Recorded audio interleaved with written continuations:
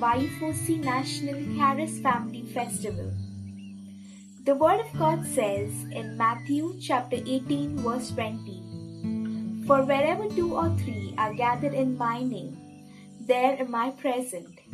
And yes, friends, the Lord has made it possible for each one of us to meet in large numbers as one family in spirit through this virtual platform. And as we move ahead and praise and worship this mighty God for all that He has done, we have the Y4C Mumbai in our midst, who is going to lead us into this time of praise and worship today. Over to you, Y4C Mumbai. Praise the Lord, brothers and sisters. I welcome you to this time of praise and worship, where we are all called to come and worship before our God and King, our mighty Savior, our mighty Healer, the God of our homes, of our families. Even as we begin to pray, let us close our eyes and know the presence of the Lord is with us. He has promised us that He will be with us always, even to the end of time. He is there with you right now, in your home, wherever you are. He is ever present in the relationships in your family. He's ever present with you right now. Allow Him to come to you. Allow Him to love you.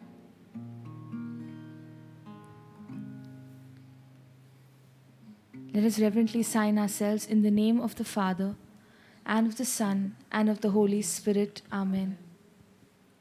Let's lift up our voices, our hands, and give praise to our God. Praise you, Lord. Thank you, Jesus. Hallelujah.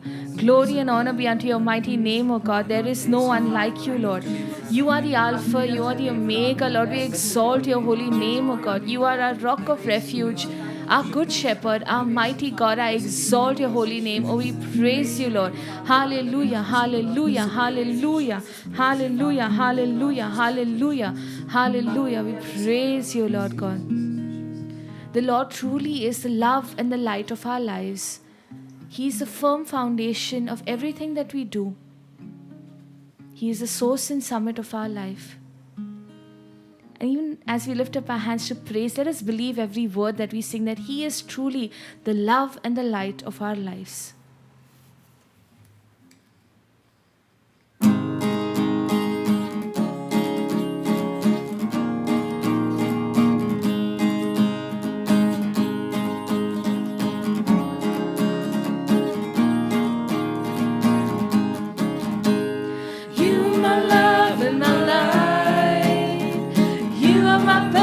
So living, you are my hope in the night, you're my reason for singing, singing. You bring the joy to my life, and you're making it better and better, oh my Lord. And I will give thanks forever and ever. Let's sing it again. You are my love, you are my love and my life, you are my purpose so living. Let's clap for the Lord. You are my hope in the night, my reason for singing, singing. You bring a joy to my life, and you're making it better and better, oh my Lord. And I will give thanks forever and ever. We will bless your name for always and ever, and offer up to you a sacrifice of praise. Teach us, Lord, we pray, to live in your presence. Make us more and more like you every day.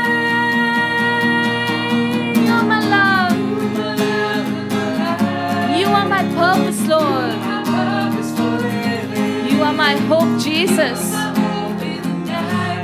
reason for singing, singing. You bring the joy to my life, and you're making it better and better, oh my Lord. And I will give thanks forever and ever. You are my love, you are my love and my life. You are my purpose for living. You are my hope in the night, and my reason for singing, singing. You bring the joy to my life, and you're making it better and better, oh my Lord. And I will give thanks forever and ever. What a joy to know. Oh, what a joy to know. Oh, our Father loves us so. You are my love and my life. You are my purpose for living. You are my hope in the night, and my reason for singing, singing. You bring a joy to my life, and you're making it better and better, oh my Lord. And I will give thanks forever and ever. You are my love, you are my love and my life. You are my purpose for living. You are my hope in the night. You're my reason for singing, singing. You bring a joy to my life, and you're making it better and better, oh my Lord. And I will give thanks forever and ever. And yes, my Lord, and I will give thanks forever and ever. And oh my Lord, and I will give thanks forever and ever. Praise you, Jesus. Thank you, Lord. Hallelujah. Glory and honor be unto your mighty name, Jesus. Yes, Lord. Let's lift up our voices and praise our one true God who loves us, who has loved us with an everlasting love. Oh, we exalt you, Lord. We love you, Jesus. We bless your holy and mighty name. Let's continue to praise him. Oh, glory, glory and honor be unto you, O God. Yes, Lord, there is no one like you, Lord. You are the Alpha, you are the Omega, the beginning and the end, and we exalt your holy name. Hallelujah, hallelujah, hallelujah. Oh, Shandara Marakiri, oh, Sikara Marakira, Maramashparra la Laki, oh, Ralaki Shandari, oh, Sikara la Kavodi, Karala Marasiria, oh, Sandara Ke Yashua la Mahamaspai diaria, O Sikara la Vodia Ramahamash Moria, Imahilea Kiva Shura la Marasikri. And I will give thanks forever and ever. Yes, Lord. You are truly the love and the light of our lives. And we exalt your holy name, O God. Every fiber of our being is singing to you, our King, how great you are. How majestic is your love. How majestic is your presence. We together, Lord, as one family, cry out to you that you are the King of our homes. You are the King of our lives, the King of our hearts. And we sing just how great you are.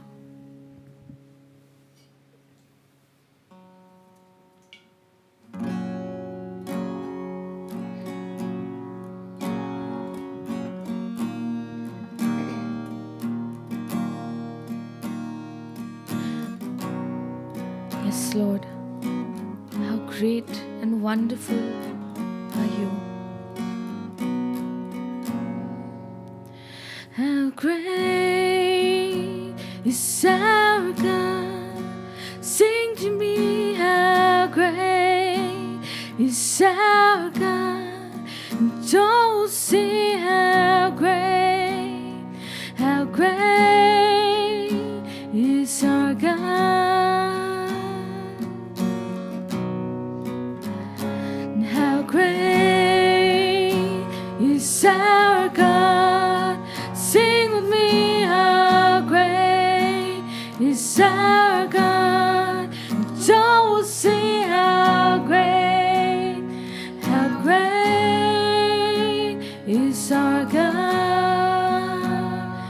splendor of you, my Lord. The splendor of a king, clothed in majesty. Let all the earth rejoice, all the earth rejoice. He wraps himself in light, and darkness tries to hide, and trembles at his voice, trembles at his voice. How great is our God! Sing with me, how great is our God! Don't see how great is our God. Age to age you stand, my Lord. Age to age he stands, and time is in his hands.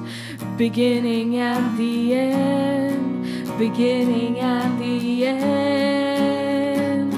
The Godhead three in one, Father, Spirit, Son, the Lion and the Lamb, the Lion and the Lamb.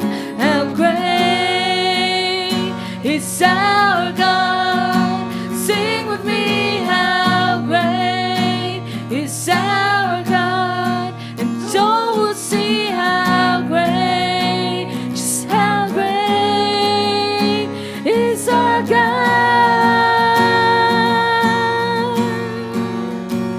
And how great is our God! Sing with me, how great is our God! And all will see how great is our God. And age to age you stand, Jesus.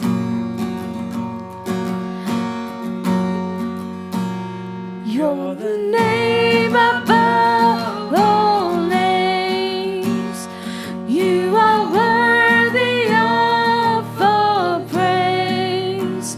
And my heart will sing, how great is our God. You're the name above all names, Lord. You're the name above all names. And you are worthy of all praise. And my heart will sing, how great is our God. How great are you, Lord?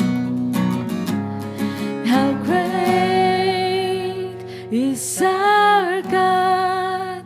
Sing with me, how great is our God! And all will see how great is our God. How great are you, Lord? I sing for joy. How great are you, Lord? And all will see how great, just how great are you, Lord. Oh, shira la la la sira de, oh, sanna la la la la kiria, oh, sigra de ya la shura, oh, la sigra de, oh, shira la kavade, Yeshua, Yeshua, oh, sanna la la kiria, oh, sigra de Yeshua, oh, sanna la marakira de la, oh, la se Yeshua, Yeshua, Yeshua, la la sirna. Ushanaralakiria, Usikra de Yeshu, Usikra de Yasira de Usiria.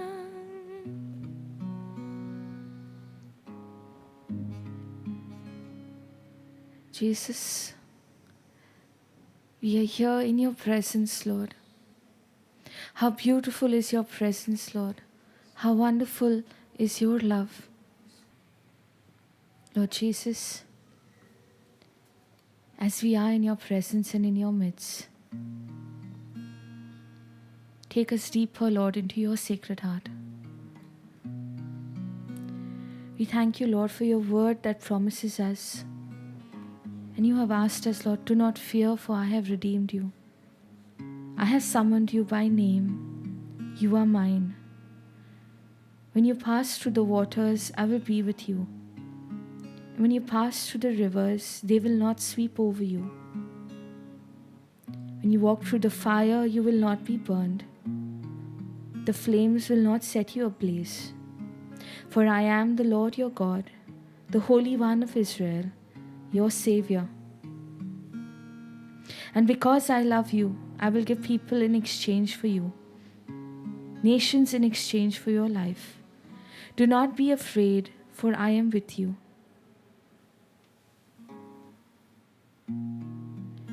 Thank you, Lord, for being with us, for always being with us. We come at your feet, Lord, and we surrender to you whatever it is that we have placed in our hearts before you. Whatever it is that is on the throne in our hearts, we surrender it at your feet, Lord. Every addiction, every sin, everything that we have given more importance than you, Lord. This moment, Lord, we invite you into our hearts, Lord. You promised us, Lord, that if you come in, you will fellowship with us. We ask you to fellowship with us right now, Lord. As we promise to love only you, Lord, and never to look back.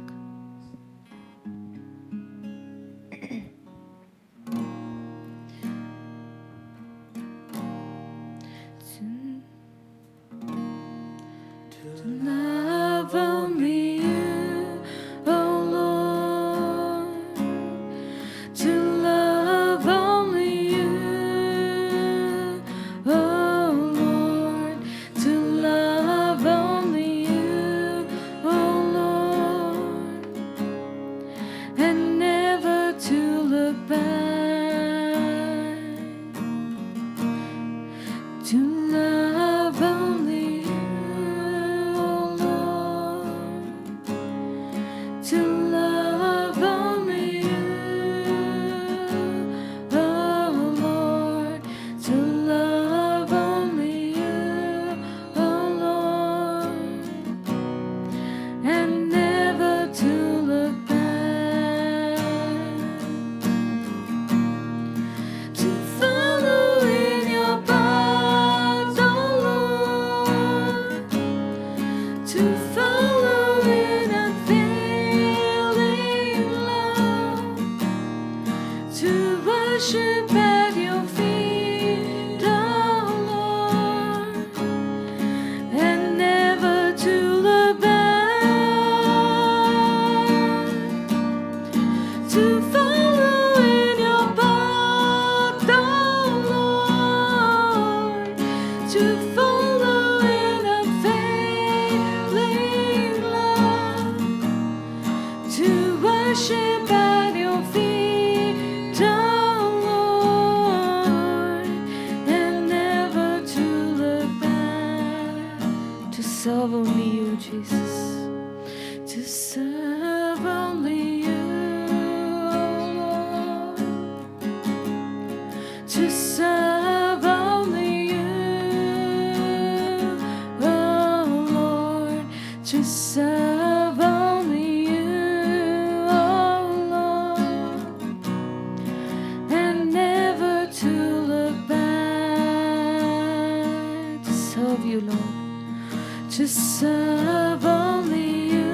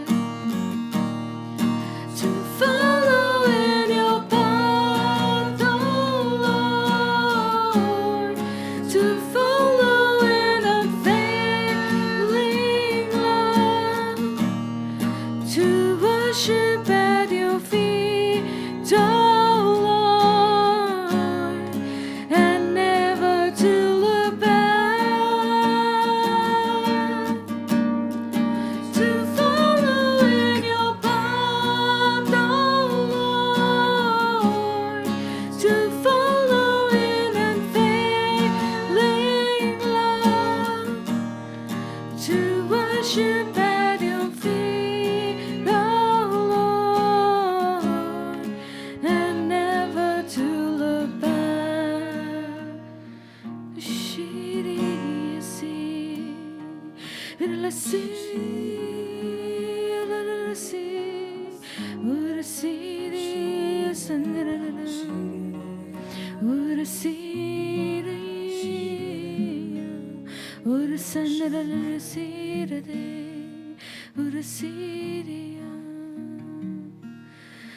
follow in your path, oh Lord, to follow in unfailing love, to worship at your feet, Jesus, and never to look back.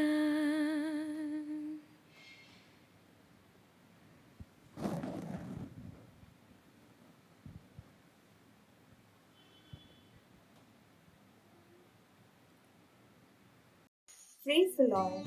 It was truly a blessed time. Thank you, YFC Mumbai, for leading us into an anointed time of praise and worship. Moving next, we have Rachel Chittilapilli, who is a youth from the Syro-Malabar Diocese of Kalyan, working as a researcher at a pro-life news agency. She's a member and joint secretary of the IVA pro-life movement. She works with and for the media team of this pro-life movement. She has been a resource person for various pro-life talks and conferences at the national level.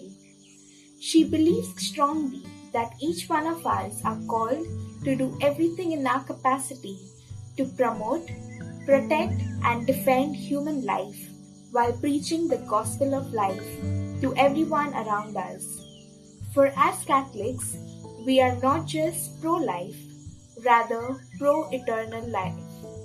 She is also a member of the NYSC national team. So let's welcome Rachel with a mighty clap offering to the Lord and in the name of Jesus. Welcome, Rachel, and over to you. Praise the Lord. Welcome to the Charis Family Festival. This year was a very, very special year because this year the Holy Catholic Church dedicated the year to Saint Joseph, who is the patron of the Universal Church and the terror of demons. This year we spent the entire year meditating on the man that Saint Joseph was, the wonderful saint that he was, and most importantly, the chaste guardian that he was. Saint Joseph is venerated in the Universal Church for his chastity. In fact, just like we have a devotion to the Sacred Heart of Jesus and the Immaculate Heart of Mama Mary, we also have a devotion in the Church to the chaste heart of Saint Joseph. Now, growing up, I always assumed that Saint Joseph was just an old, nice, sweet man. Because I grew up with Saint Joseph, I grew up in a unit that was dedicated to Saint Joseph. My school was named after Saint Joseph. My dad is named after Joseph. So I've grown up hearing and thinking about Saint Joseph all the while. And yet, for some reason, I thought of him as an old, sweet man. Except till last year, when I did the consecration to Saint Joseph.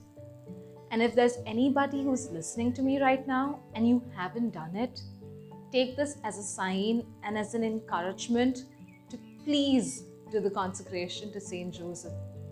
It will change your life and you will never be the same again. Doing the consecration to Saint Joseph, the 33-day consecration to Saint Joseph, made me realize that Saint Joseph was a young man.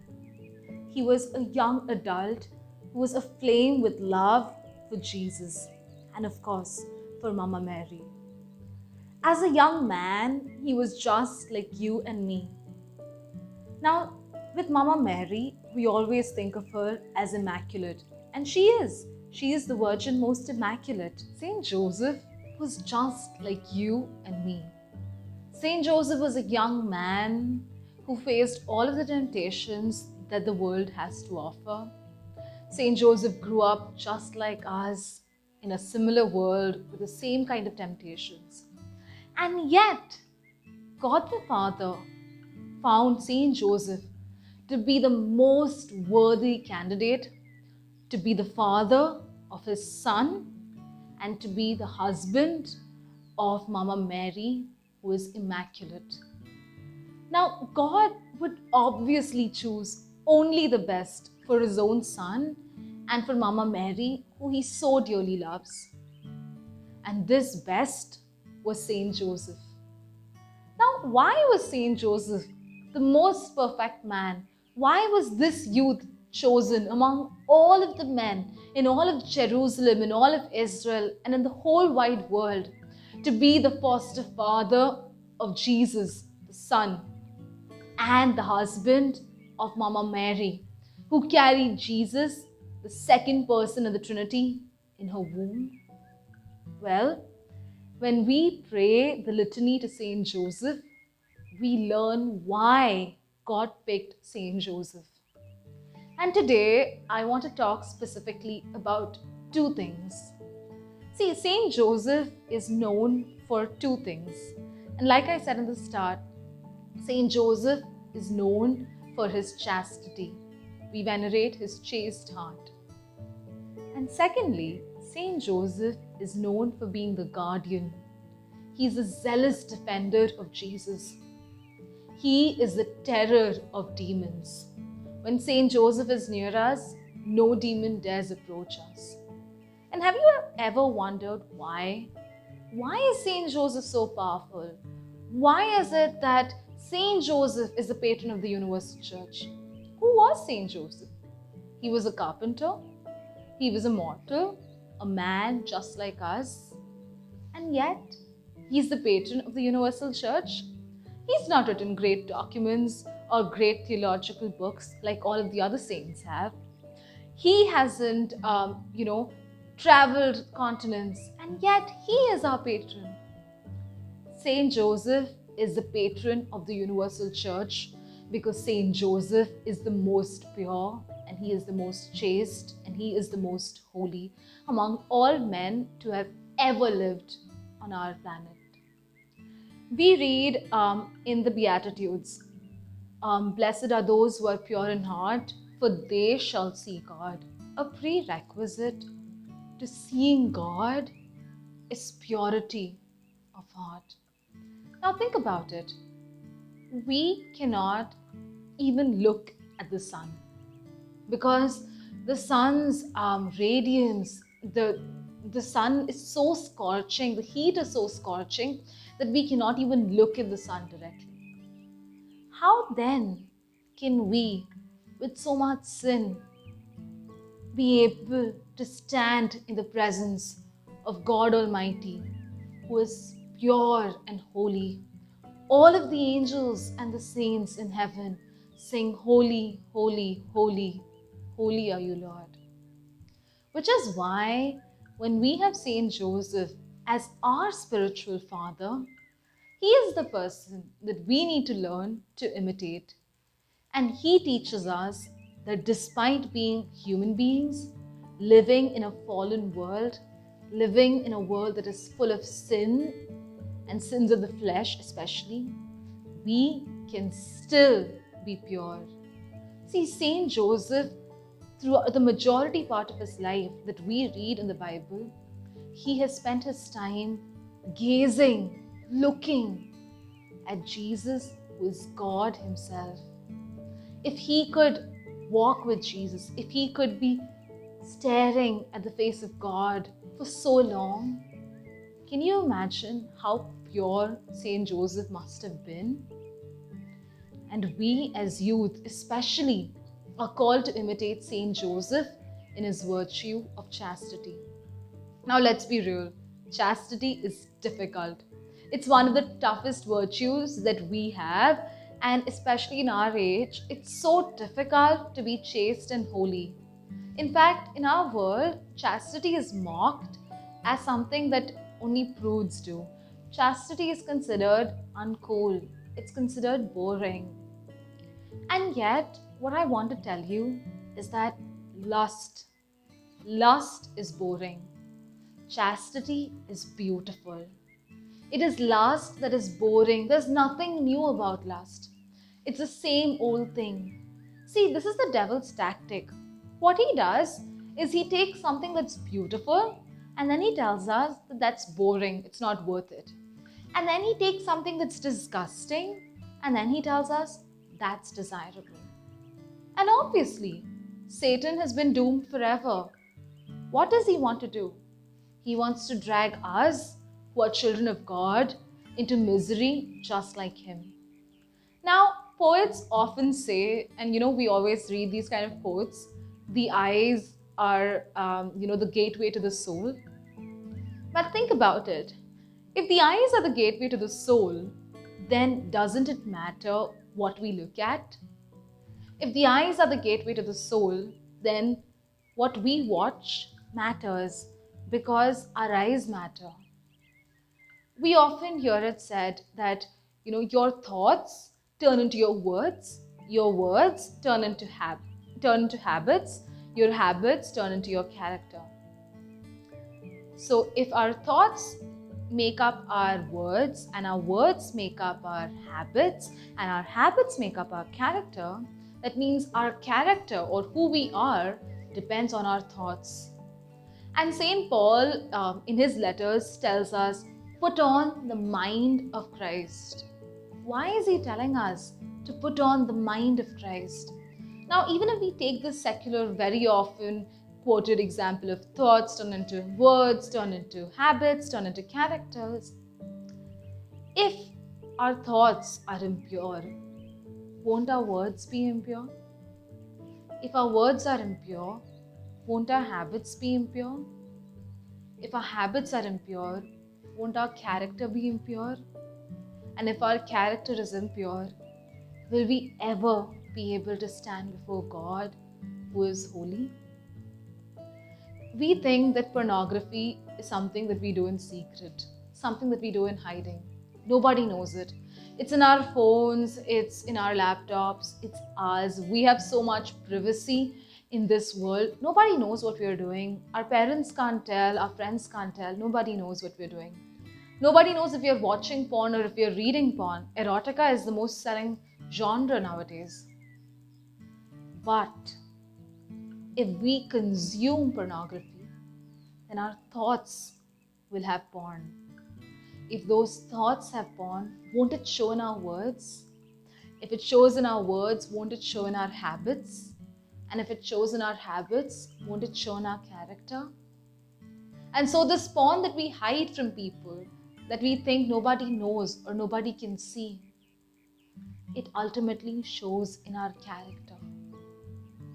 The thing with pornography is that very often when the church says pornography is a sin, we tend to think, oh well, the church always has all of these rules. The church is only trying to ruin our fun. But see, it's not just the church that says pornography is wrong or that sinful or even harmful. The secular world even says it. In fact, most of the organizations fighting pornography are non-religious. And I'm going to name a few because I want you to go check them out. Fight the New Drug, NoFap.com, Covenant Eyes, Strive21.org, Exodus Cry. All of these organizations are non-religious and they are fighting to end pornography. And you know why? Because pornography ends your life and my life if we consume it. Pornography ruins our brains.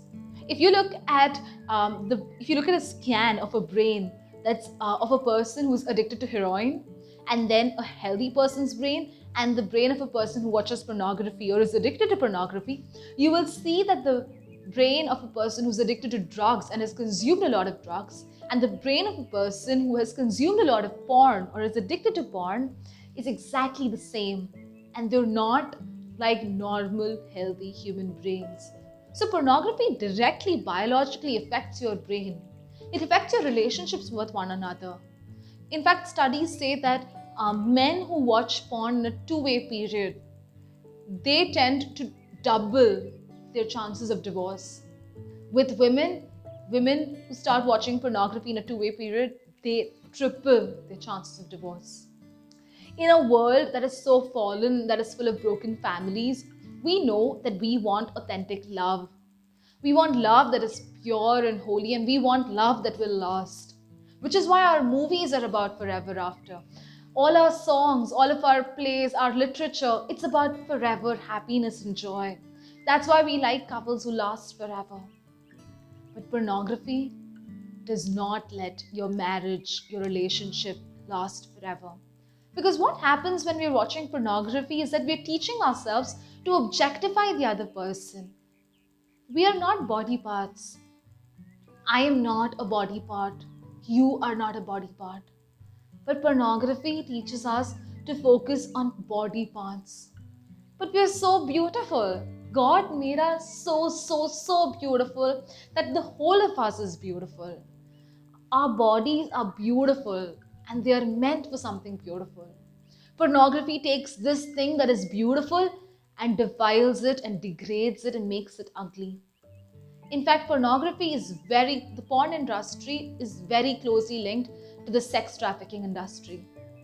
Pornography fuels sex trafficking fuels pornography. These industries go together, and every time you watch pornography, you are contributing to sex trafficking.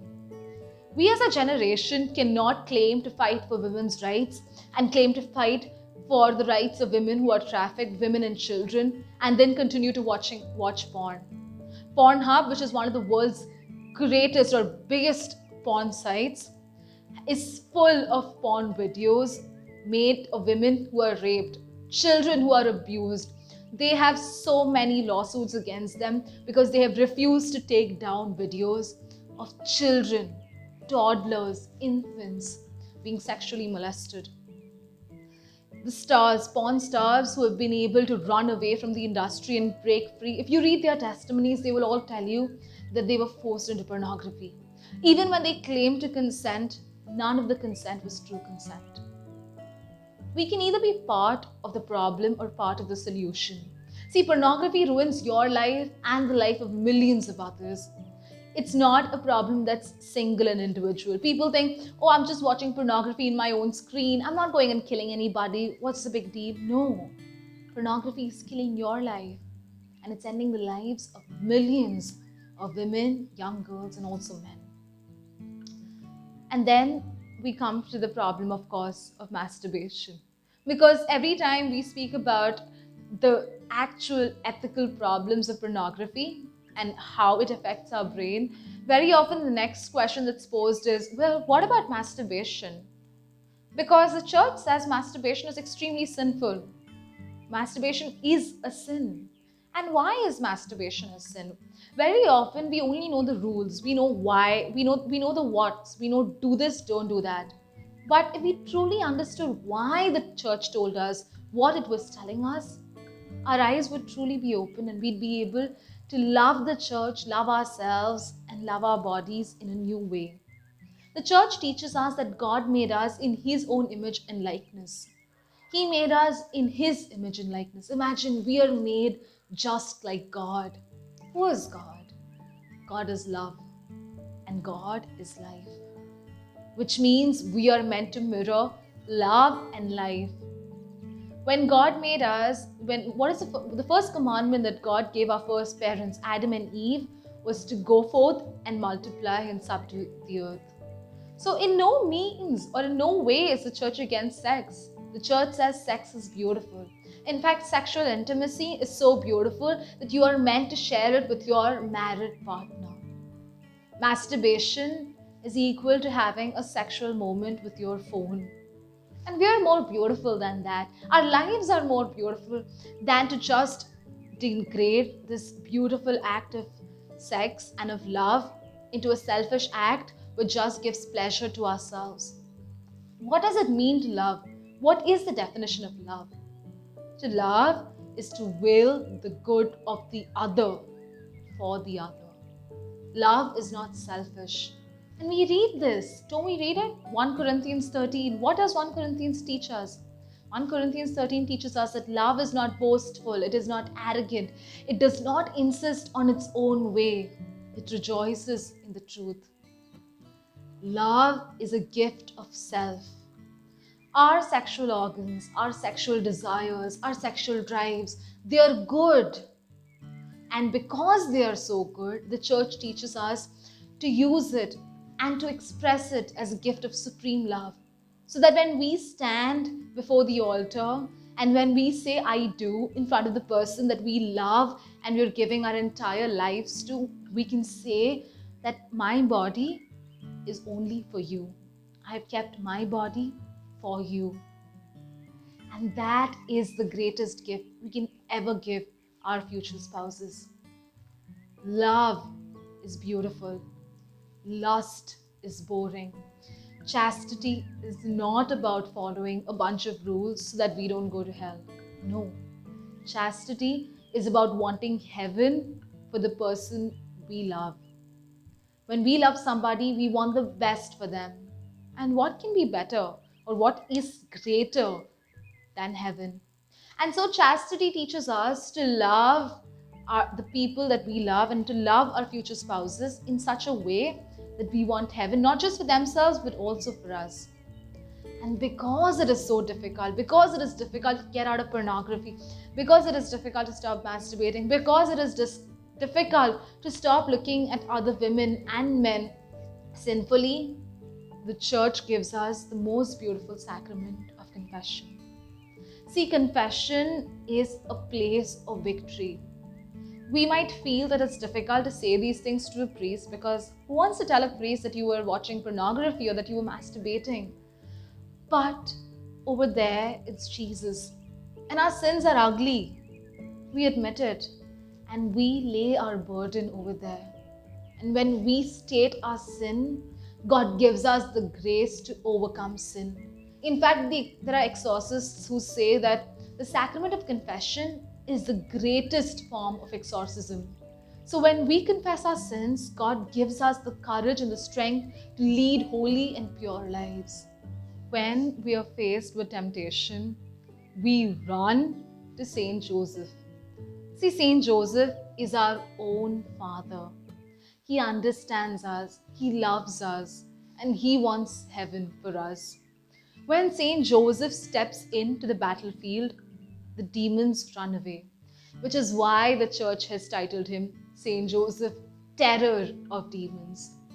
And so, whenever you face or whenever sinful thoughts or impure thoughts or lustful thoughts enter your mind, my recommendation or my suggestion to you is to say, Saint Joseph, help me. Saint Joseph, pray for me. Because Saint Joseph will come. He will come to help you. He is the most chaste man to have ever lived on this earth. And he is your father. He will come to help you. So we pray to Saint Joseph in order for us to be chaste. It's the thing with the pro-life movement is that to be pro-life is not the same as being part of any other kind of social cause. To be pro-life means that we need to also live our lives in a manner that is according to the gospel. Of course, that does not mean in any way, shape or form that me or any of the pro-life activists or anybody involved in the pro-life movement is perfect. No, we're fallen, we sin, and we're despicable human beings who really desperately need God's mercy. But what it means is that we need to start taking a firm decision to stand with God. When we stand with God, who can stand against us? And that's what St. Paul teaches us in his letter to the Romans. When God is for us, who can be against us? My exhortation to all of you is to come and proclaim this gospel of life. And when we stand to proclaim the gospel of life, we have to live lives that are according to the gospel. It's difficult, and that's why young people are the best for it. Because see, we love challenges and we're good at challenges. We can do things that people think we cannot. That's why I'm telling all of you that we can, we must, and we must desperately start a new revolution. It must be a revolution of holiness. The devil is attacking our world by ensuring that we are deep in sin. We must fight back with the rosary, with Saint Joseph, with a revolution of holiness. When we are holy, God will give us the grace and the blessings to do so much more that we cannot even imagine. And so, as we were talking about Saint Joseph, I said Saint Joseph is two things. The first is he's chaste, and the second, he is the guardian. When we read the scripture, when we read the Gospels of Saint Matthew and Saint Luke, we see Saint Joseph, the majority of the time that we see Saint Joseph is protecting an unborn baby Jesus and Mama Mary, and then a toddler, a just delivered baby Jesus and Mama Mary. We all know of the story, or in fact, it's real. So we all know when the angel appears to Saint Joseph in a dream. And Saint Joseph is asleep at night. Baby Jesus just been delivered. Just put yourself in that scenario. And the angel comes and appears to Saint Joseph in a dream and says that Herod is waiting to kill baby Jesus. And so he must flee to Egypt. In the middle of the night, Saint Joseph, the valiant, the courageous protector, he wakes up, he takes Mama Mary and baby Jesus, and he runs to Egypt, only to save the life of baby Jesus.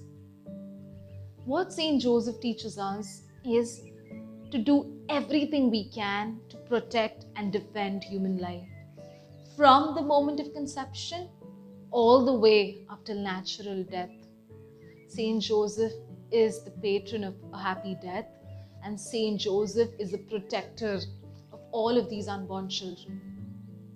Saint Joseph did everything he could to protect baby Jesus and Mama Mary.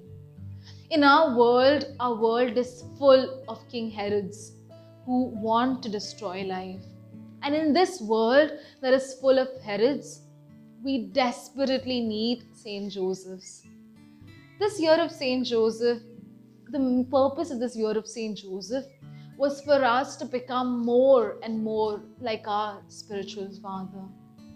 What better way to imitate Saint Joseph than to be chaste and to protect every human life, especially life at its most vulnerable stages, in the womb and when they're old, elderly, and sick. See, abortion is a controversial topic. In our country, among our friends, it's difficult to stand against abortion. And yet, science teaches us very clearly that life begins at the moment of conception. When the sperm and the ovum meet, that moment of fertilization, there is a new human being. A new human being with new DNA. A new human being has come into life. Think about it. If a new human being has come into life, if a new child has come into life, that also means parents have been born. If life begins at the moment of conception, that also means parenthood belongs or begins at the moment of conception. The baby's heart starts beating at 21 days within the womb of the mother. At that time, most women don't even know that they are pregnant, but their babies, their own child's heart is beating steadily within their wombs while they contemplate whether or not to go for an abortion. Abortion ends the life of every single child. See, an abortion is never complete till the child is dead. And any abortionist can tell you that. In fact, if you think of a surgical abortion, which usually takes place between the second trimester, so around 12 weeks all the way up to the very end, that's when you perform a surgical abortion. In a second trimester DNC abortion, a dilation and curettage abortion, in that abortion, the abortionist, he takes forceps, these are metal tools, he inserts it into the woman's womb and he plucks apart whatever organ he can find. So if his tool has gripped the leg of the baby, he will pluck it out, the other leg, and every body part of the baby, till he has removed each and every body part. In fact, the baby's skull in the second trimester is so big that he cannot take it out in one shot. So the abortionist crushes the skull of the baby. And when he crushes the baby's skull, a white fluid leaves or a white fluid is secreted, which is the baby's brain. And then this abortionist rips apart limb by limb, hand by hand, leg by leg, every tiny part of the baby's skull and removes it from the womb of the mother. And then he uses a curette to clean the mother's uterus to ensure that none of the baby's body parts are remaining. And then the abortionist places each organ on the tray and he needs to count. So he counts 1 to 2 legs, 2 hands. He checks if the skull is there because that's what every abortion does. It brutally ends the life of an unborn baby living in the womb of his own mother. Now, of course, there are a lot of questions. What about cases of rape? What about cases where, the mother is poor or their social conditions are bad? But in each and every excuse, think of this. All of these are problems that can be solved. So our solution is always to eliminate the problem and not the child. In no case ever do we say it's okay to kill an innocent human being. In fact, in cases of rape, we don't even award death penalty to the rapist who committed such a horrible, cruel act. And yet, we say that the baby in the womb, who is innocent, who can do no harm, and who has done nothing wrong, is deserving of the death penalty? Which civilized world allows such cruelty? In fact, the United Nations in its policies says that in a country where death penalty is legal, it may never be awarded to a woman who is pregnant. Why is it that we don't give death penalties to women who are pregnant? What is the difference between two women who have committed the same crime except one is pregnant and the other is not? The difference is simple. In one woman's womb is an unborn child who is innocent and has done no harm. As a civil society, we never punish children for the crimes of their parents. If we talk about situations like poverty and situations where the mother already has enough children, there is no such thing as enough children, but the mother already has other children to take care of. Again, these are problems that we can solve. So many different ways to solve these problems. In fact, in our very own country, we have organizations that help women facing crisis pregnancies.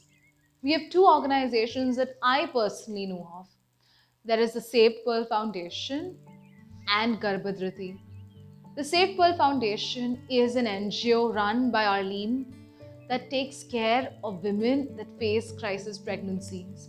Women and girls go to Save Pearl Foundation, which offers them legal, medical care along with shelter, food, every kind of care that they need. The Save Pearl Foundation offers them. In fact, the Save Pearl Foundation has managed to save more than 10 babies, 10 to 15 babies from abortion just by offering help and aid to the women in distress. Because when we help women, when we truly empower them, they are able to choose life. Women's empowerment is not telling a woman that she must kill her child in order to be successful. No, that's not women's empowerment. Women's empowerment, true women's empowerment, is to help and support the woman so that she can care for her child or even give birth to her child while also being able to do every other duty that she needs to perform. Garbhadriti is a crisis pregnancy cell. It has a 24/7 helpline number.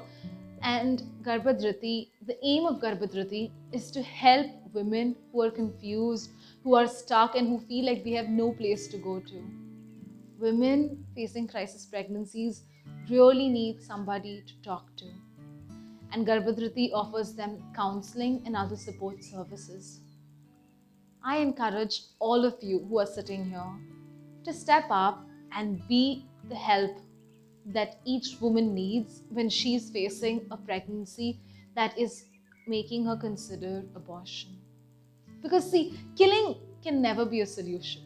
We can't, in a world that, in a world wherein we don't even talk about war, where we're such strong proponents of peace, how can there be peace in such a world when there is no peace in the womb? Peace begins with us. And unless we do everything we can to end the killing of children in the wombs of their own mothers, we can never expect peace to run and flourish in our world. Our country kills 15.6 million children every single year. Now, if 1.56 crore or 15.6 million is too difficult to comprehend, it's too many zeros to wrap your head around, then think of this. Take your phone, scroll through your WhatsApp contacts. If all of your WhatsApp contacts were 100% of all pregnancies in India, then every third person on your contact list would be dead because of abortion. That's how many people are missing in our world today because of abortion. Our friends, our siblings, our colleagues, our teachers, our worship leaders, our musicians, our artists, our friends are missing due to abortion. And if we don't stand up and fight now, when will we? We are called to be a voice to the voiceless, to these people, to these children in the wombs who cannot speak up for themselves. We must speak up for them. Because see, at the end of the day, each and every one of us is not just pro-life, we are pro-eternal life. And when we stand after our death in front of Jesus, He will ask us the same thing that He told us in the scriptures. When I was hungry, when I was thirsty, when I was naked, when I was shelterless, where were you? Who in the world is more hungry, more shelterless, more abandoned, more thirsty than the child in the womb who was threatened by abortion? What does Jesus say? Whatsoever you did to the least of these, my brethren, that you do unto me. What are we doing to Jesus? What are we doing to the least of our brothers and sisters who are in the womb? We're keeping silent while they are being butchered, ripped apart limb by limb, starved to death by the abortion pill, and brutally killed in the wombs of their mothers. If we don't take a stand today, we never will. And the time has come for us to step up and stand just like Saint Joseph, to be more Saint Josephs in the world. Because our world desperately needs Josephs. Our world is full of Herods that are threatening to destroy life. Will you stand up and be Saint Joseph? Will you be a protector of life? Will you promise and strive each and every day, no matter how many times you fail and fall, to live a chaste, pure and holy life? Because see, unless we're pure in heart, we can't see God. And if we have nothing to answer our good Lord on the day of judgment about what we did for the least of our brothers and sisters in the womb, it's scary to imagine what our good Lord has to say for us. Let's start a revolution of holiness, because we are pro-eternal life. And we have Saint Joseph as our model, as our spiritual father, who will be there with us and for us every single step of the way. Saint Joseph, Mama Mary, our guardian angels, and all of heaven is rallying for us. Every time you conquer sin, your guardian angel is cheering. All of heaven is cheering for you. You can do this. We can all do this. And together we will stand with each other we will stand with each other and we will all march towards heaven by being chaste and holy and standing up for innocent lives, especially lives in the womb. Let us all be St. Joseph's. Thank you. Wow, that was truly an enlightening session. Thank you, Rachel, for putting in your time and efforts in spreading the knowledge on possessive pro-life. I am sure each one of us here have something to take back from this. May God bless you. Moving further, we have Simran from YFOC Darjeeling, who is here to share with us her testimony. Over to you, Simran. Hello everybody, praise the Lord. I am Simran Malintamang from YU4C Darjeeling, Sikkim. I am very blessed and overwhelmed to be with you all in this National Charis Family Festival today. All glory to Jesus that I am here today. I have been asked to share my testimony many times, but every time I share, I have the same joy and the grace. I can feel the same grace from the Lord. I feel that this is not my testimony, but a love story of Jesus and me. So here it goes. I was a day old when my mother passed away. My mother was a Catholic woman, but she married a Buddhist man. My father left me with my grandma when I was 3 years old. My grandma loved me very much, but I couldn't shake the emptiness. I always longed for the love of parents. I always had a void inside my heart. I always felt empty and lonely and abandoned. When I was in elementary school, due to some financial problems, my grandma sent me to live with my aunt. That's when I was only 8 years old, I was molested. I was a victim of molestation. As I was only 8 years old, obviously a 8-year-old can't fight back. So the man who molested me obviously took the advantage. And I can't even say that how many times I was molested. At that moment, I didn't know what was happening to me since I was only 8 years old. But when I grew old enough, when I was old enough to understand what had happened to me, the molestation completely shook me and shattered me. I had no desire to live. I started suffering with anxiety, panic attacks. I was in depression. I even attempted suicide. I had no desire to live anymore.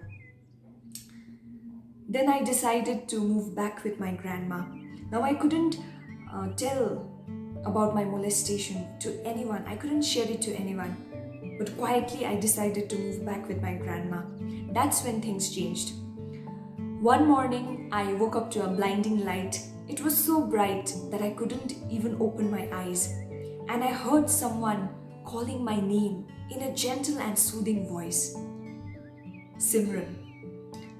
I wasn't a believer of sort, but at that moment I knew that I was in the presence of God, and something shifted inside me. I was overwhelmed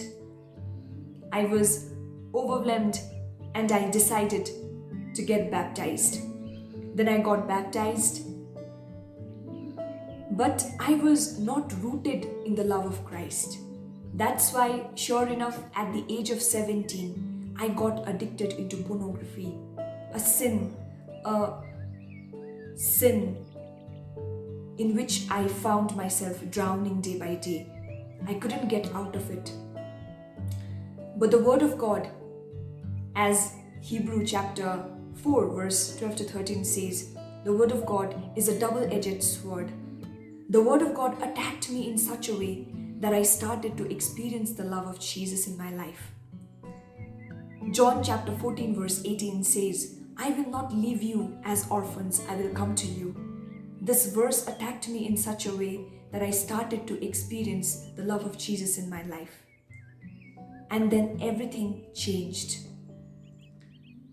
Now I am living a life of victory, a life of joy, and a life of peace. The love of Jesus has completely transformed me and has given me a new life. The love of Jesus is very powerful, my dear friends. And I believe that to live and to become the love of Christ is also to become a true pro-life. Thank you so much and praise the Lord. Thank you, Simran, for that beautiful and inspiring testimony. May God bless you. Moving further, the rest of the evening will now be taken over in the Zoom session. For the same, the topic today is pro-life, which will be conducted by Ajin Joseph, who is the National Coordinator of Y4C, and the moderator for the same will be Rachel Chittilapalli, who is from Y4C Kalyan. So let's all now switch to the Zoom session and enjoy the rest of the evening. The link for the same is already shared on your WhatsApp groups. Kindly now go ahead and tune in to the Zoom session. Have a blessed evening ahead.